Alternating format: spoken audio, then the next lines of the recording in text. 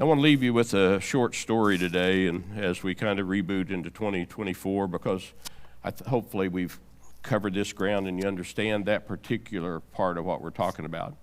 So, give me that wonderful photo. So, for many of you, if you were in the motorcycle world, they would call this a rolling chassis, okay? But what it is, it's a frame, it's got tires on it, and it's got handlebars. So that's a rolling chassis. Well, I came up with a good idea at about 12 or 13 years old that it'd be good for me to have one of those. I'd ridden my bike all over town and pulled my lawnmower with it and did all kinds of things, and I thought, mini bike, boy, I think I'm gonna try that. So I saved up $40 mowing yards and bought that rolling chassis. So then I was faced with the fact, okay, well, I've got this, now what do I do? We were fortunate because Root Lawnmower was a manufacturing place in our little town, and they had a scrap pile. So I'd wander down there, and I'm sure these guys see this 12 or 13-year-old kid wandering in saying, well, I'm trying to find an engine that I can afford. Well, they gave me this old 3.5 horse Briggs & Stratton engine. So then I went back because I got the engine on the thing and I got it mounted, and then I went back and I said, so I got to come up with a chain. They gave me a chain and I got some sprockets to put on it, and first thing you knew, well, I had this motor mounted on my mini bike. And I had the chain and I had it kind of lined up. Okay, I think this is going to be good. So I start the thing, it starts. I'm amazed, pretty amazed. So I start it, and I've got a lawnmower seat on the seat of it, a little bit, well, pretty much like the one you see here. So one of the things, though, that's even more amazing is that I didn't have any brakes, had no idea how to do that, so I thought, well, I won't really need those. And I had no idea how you would wire up a kill switch.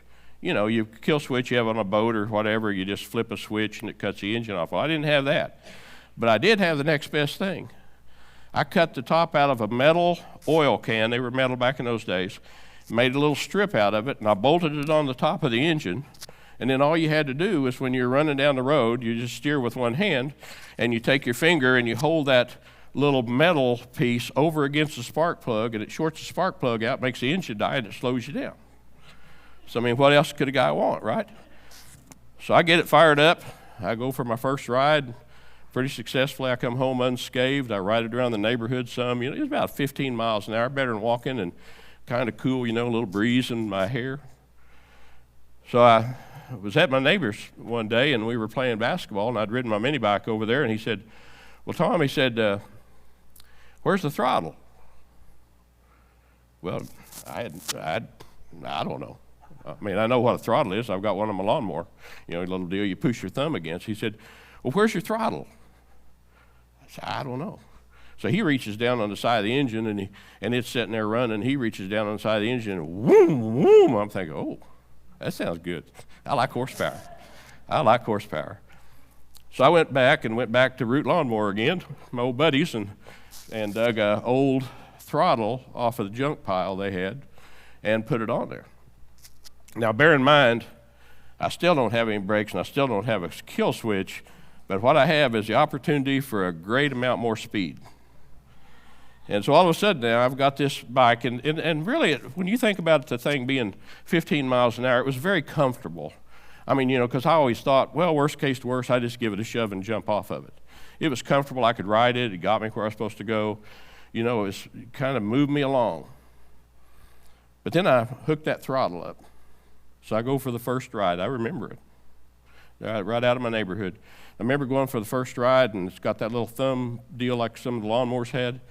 So I gave it a little bit of gas, and it went a little faster, and I gave it a little gas, and it went a little faster. So I thought, oh, well, let's see what it's got. Well, first thing I know, I'm running probably somewhere over 50 miles an hour down this city street with no brakes, no kill switch, no way to abandon this thing safely. Now, you could make the case that the story is about a 12 or 13-year-old kid with not much judgment that was just adventurous. And you'd be right. Didn't have much judgment, and I was adventurous. But the reality is it's really a word picture. And here's the word picture. Because, so what happens in our Christian life so many times is that we have this comfortable, gets us along, connects with people, whatever those things are. I go to church on a regular basis. But we have this comfortable 15-mile-an-hour world we're living in as a believer. But you have to stop and think. If that's the world I live in, and all I do kind of is to find something that's kind of comfortable and soothing, it doesn't require much of me. I don't really have to make sacrifices to talk about. But you ask yourself, is that who I am? Or have I made a choice already, or am I going to make a choice in 2024 that I am going to throttle it up? Now, admittedly, ultimately I wrecked the thing, but put that aside. If I hadn't done that, if I hadn't throttled up, I wouldn't known how much more that had to offer me. And see, that's the way Christian life is. Because if, in fact, what we do is we choose to be comfortable, to do the minimum, to get by, maybe just kind of squeak into heaven, if you will, is that really what we want to do? Wouldn't you love to have an exhilarating faith? I mean, when I was running 50 miles an hour down that side street, believe me, that was exhilarating. My adrenaline was pumping, and I thought, wow, wouldn't it be great if my Christian life could be like that?